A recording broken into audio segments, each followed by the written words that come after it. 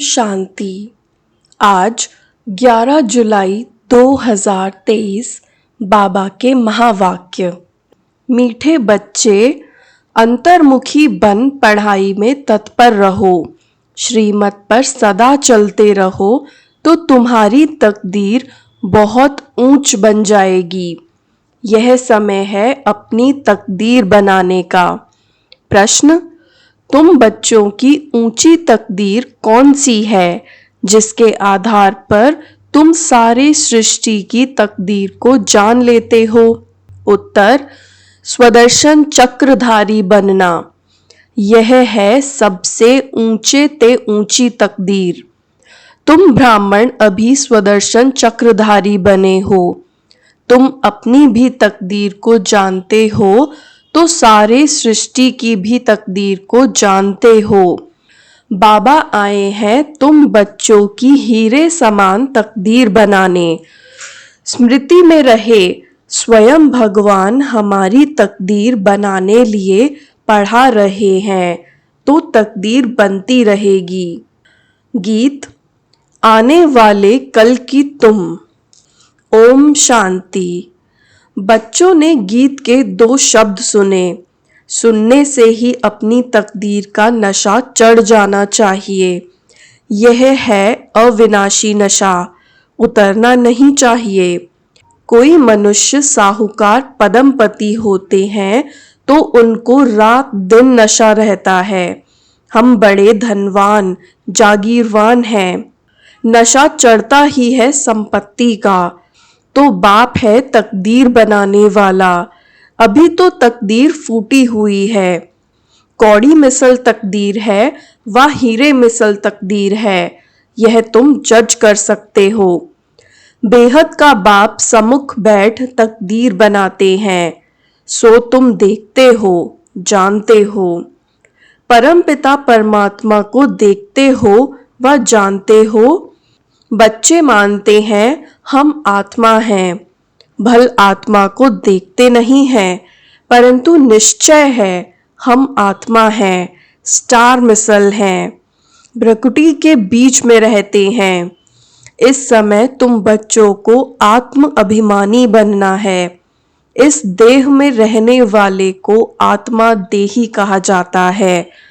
आत्मा को अभिमान है कि हमको परम पिता परमात्मा आकर मिला है। बच्चे बाप के पास जन्म लेते हैं तो वारिस होते हैं।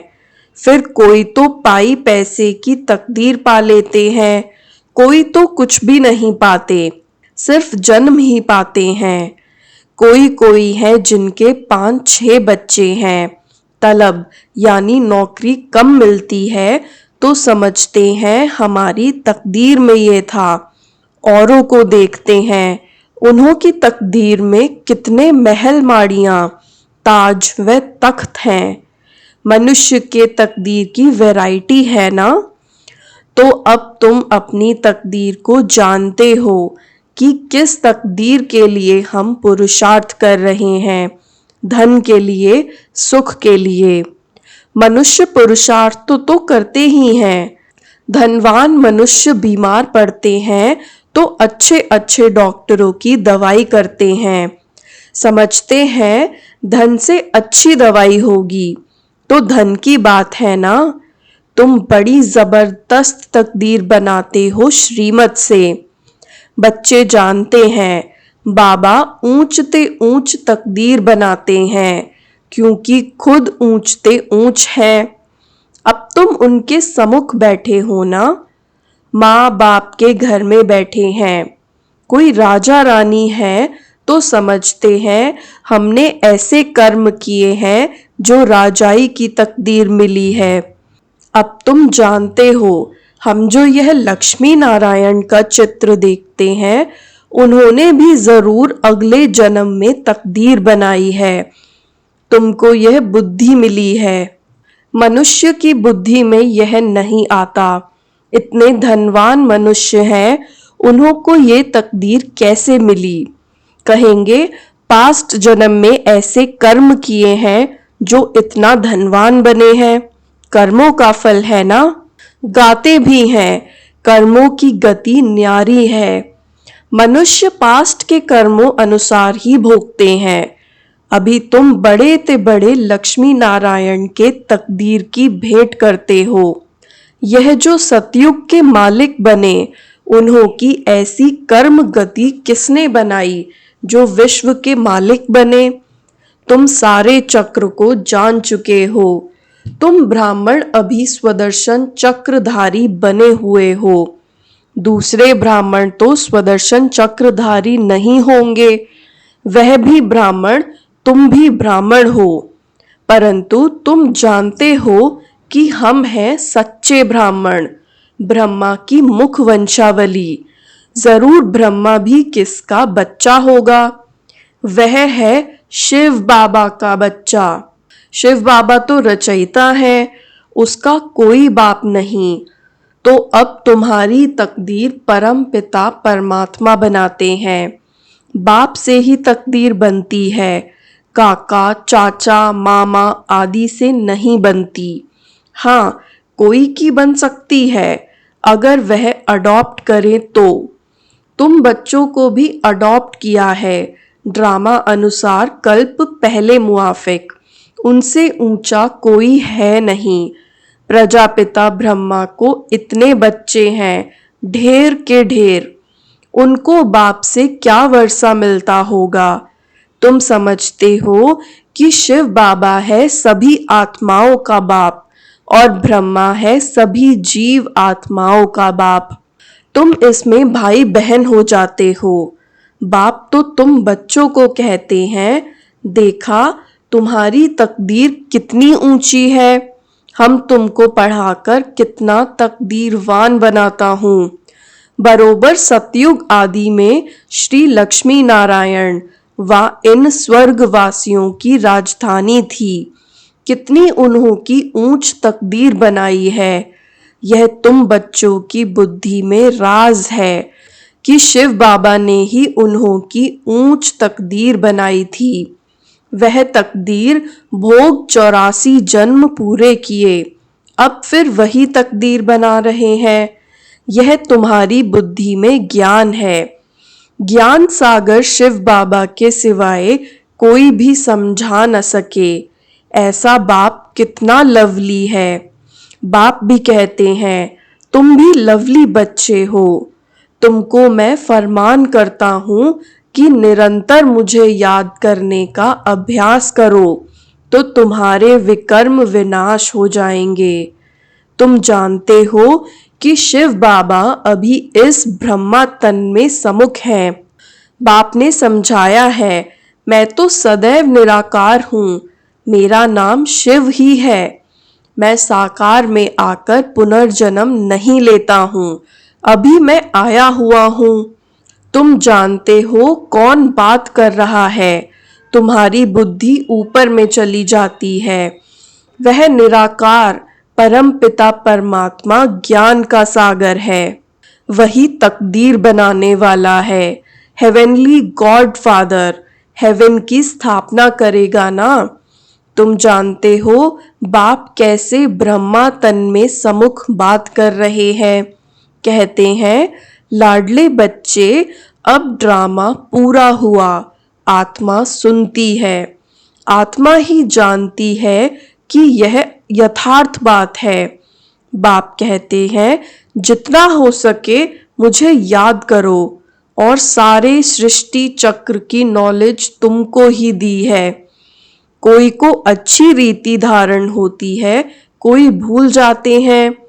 अभी तुम बैठे हो, तुमको यह ज्ञान अमृत दे रहे हैं अथवा नॉलेज पढ़ा रहे हैं। समुख शिव बाबा बैठा है, वह जन्म मरण में नहीं आता है। तुम्हारा तो जन्म बाई जन्म नाम, रूप, देश, काल बदलता जाता है। फीचर्स सदैव न्यारे मिलते हैं। यह कितनी गुह्य सूक्ष्म बातें हैं। तुम्हारी आत्मा घड़ी घड़ी एक शरीर छोड़ दूसरा लेती है। इस समय जो तुम्हारा रूप है, दूसरे जन्म में यह नहीं रहेगा। एक न मिले दूसरे से। आत्मा एक शरीर छोड़ दूसरा लेती है तो उनकी एक्टिविटी, ख्यालात आदि सब बदल जाते हैं। आत्मा को कितना भिन्न भिन्न पार्ट बजाना पड़ता है। भिन्न नाम, रूप, देश, काल, एक्टिविटी से पार्ट बजाती है। एक्टिविटी भी बदलती रहती है, कभी राजा की, कभी रंक की। ऐसे नहीं कभी कुत्ता बिल्ली भी बनेंगे, नहीं। अभी तुम जानते हो हम भविष्य में प्रिंस प्रिंसेस बनने के लिए पुरुषार्थ करते हैं। मनुष्य से देवता बन रहे हैं। यह मम्मा बाबा भी पुरुषार्थ कर रहे हैं। फिर भविष्य में जाकर लक्ष्मी नारायण बनेंगे। हम भी जितना अपनी तकदीर बनाने लिए पुरुषार्थ करेंगे उतना बहुत सुख मिलेगा।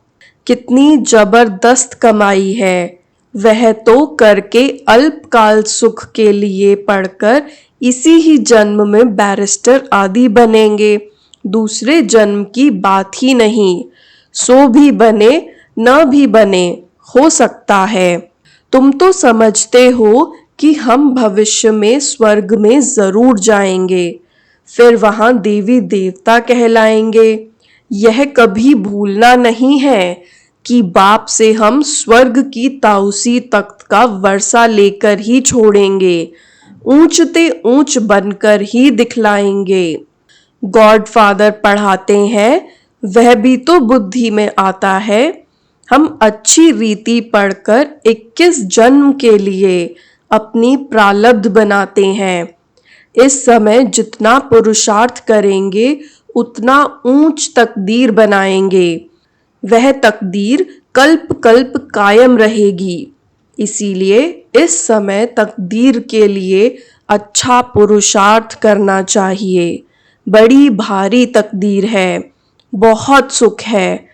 भल यहाँ कोई के पास करोड़ है परंतु पाई का भी सुख नहीं है। वहां तो बिल्कुल शांति आराम से प्रारब्ध भोगेंगे।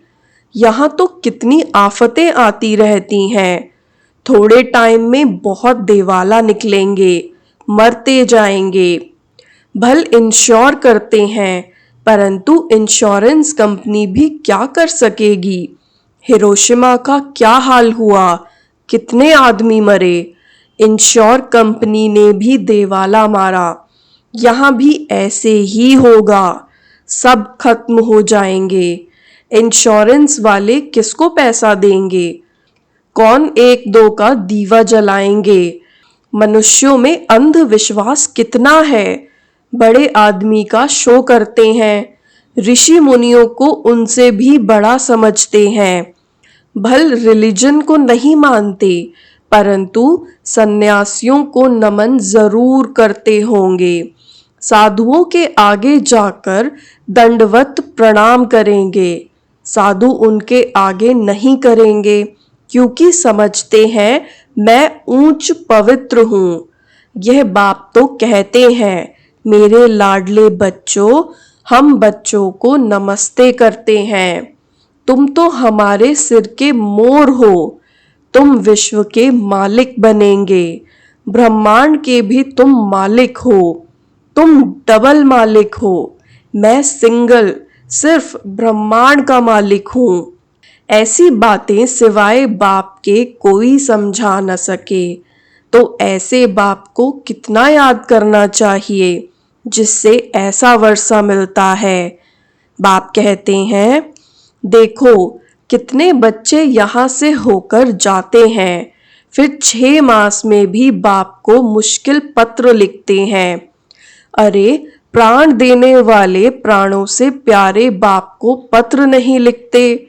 स्त्री पुरुष एक दो को चिट्ठी लिखते हैं तो कहते हैं प्राणेश्वर फलाना। वास्तव में वह कोई प्राणेश्वर तो है नहीं। प्राणेश्वर तो एक ही बाप है। सभी प्राणों का ईश्वर बाप एक है। वह कहते हैं प्राणेश्वर बच्चे, अर्थात प्राण बचाने वाले ईश्वर के बच्चे। बच्चे भी कहते हैं प्राणेश्वर बाबा। हमारे प्राण बचाने वाले बाबा। यहाँ से ही यह नाम निकला हुआ है। भारत में ही ऐसे प्राणेश्वर प्राणेश्वरी लिखते हैं, परंतु है नहीं। प्राणों का दान तो बाप ही देते हैं। बाप कहते हैं, तुम मेरे बनते हो तो फिर तुमको कोई दुख दे नहीं सकते। आत्मा को ही दुख मिलता है। आत्मा फील करती है बाप कितना प्यार से समझाते हैं। याद भी उनको करती है, महिमा करती है। मम्मा को भी कितना याद करते। जो बहुतों की अच्छी सर्विस करते हैं उनको कितना ऊंच मर्तबा मिलता है। फिर उनके बाद सेकंड नंबर में जो सर्विस में बाबा को फॉलो करते हैं। तुम्हें बहुत रहम दिल बनना है, जैसे बाबा ने हमको बनाया है, हम फिर औरों को बनावें। कितनी बड़ी प्रॉपर्टी की प्राप्ति है, स्वर्ग की राजधानी। वहां हम इतने साहूकार रहते हैं जो सोने हीरो के महल बनाएंगे। एक माया मच्छंदर का खेल भी दिखाते हैं। उसने देखा सोने की ईंटें पड़ी हैं, थोड़ी ले जाएं। तुम साक्षात्कार में स्वर्ग में हीरे जवाहरों के महल देखते हो, सोने की खानियां देखते हो तो समझते हो थोड़े ले जाएं। सूक्ष्म वतन में सोना नहीं मिलता, सोना वैकुंठ में रहता है। तुम जानते हो वहां खानियों से हम विमानों में जाकर सोना भरकर ले आएंगे। सोने की बड़ी बड़ी ईंटें भी होती हैं। अभी भी बड़ों बड़ों के पास सोना तो पड़ा है ना। भारत को सोना चांदी तो जरूर रखना है। सबके पास बड़ी बड़ी गुफाएं बनी हुई हैं, जहां कोई लूट फूट न सके, आग जला न सके। तो वह सब भविष्य में तुम्हारे हाथ आ जाएगा। जिन एरोप्लेन आदि द्वारा अभी बॉम्ब आदि गिराते हैं विनाश के लिए, वही चीजें फिर सुख के लिए निमित्त बन जाएंगी। सतयुग में यह सब भी फिर प्रायः लोप हो गई, अब फिर बनी है। तुम जानते हो कैसे खानियों से जाकर ले आते हैं। खानियां सब नई हो जाती हैं, अभी तो पुरानी है। तो ऐसी तकदीर बनाने वाले बाप से पूरी तकदीर लेनी चाहिए, इसमें गफलत नहीं करनी चाहिए। बाप और वर्षे को याद करो। बाप कहते हैं, एक में मोह लगाओ, स्वर्ग को याद करो। अच्छा, मीठे मीठे सिकिलधे बच्चों प्रति मात पिता बाप दादा का याद प्यार और गुड मॉर्निंग। रूहानी बाप की रूहानी बच्चों को नमस्ते। रूहानी बच्चों की भी रूहानी बाप दादा को याद प्यार गुड मॉर्निंग और नमस्ते। धारणा के लिए मुख्य सार। पहला, अपनी ऊंच तकदीर बनाने में गफलत नहीं करनी है। श्रीमत पर अच्छी रीति चल पढ़ाई के आधार से ऊंची तकदीर बनानी है। दूसरा, प्राणेश्वर बाप की याद में रह सबको प्राण दान देना है। सबके प्राण बचाने हैं, किसी को भी दुखी नहीं करना है। वरदान, मालिकपन की स्थिति में रह प्रकृति द्वारा सहयोग की माला पहनने वाला प्रकृति जीत भव।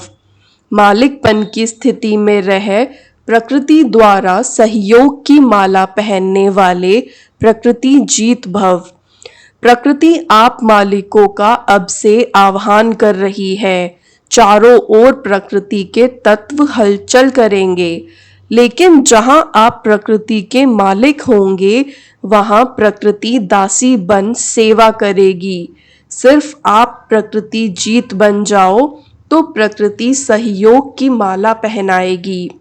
जहां आप प्रकृति जीत ब्राह्मणों का पांव होगा, स्थान होगा, वहां कोई भी नुकसान नहीं हो सकता। तूफान आएगा, धरनी हिलेगी, लेकिन बाहर सूली होगा और यहाँ कांटा।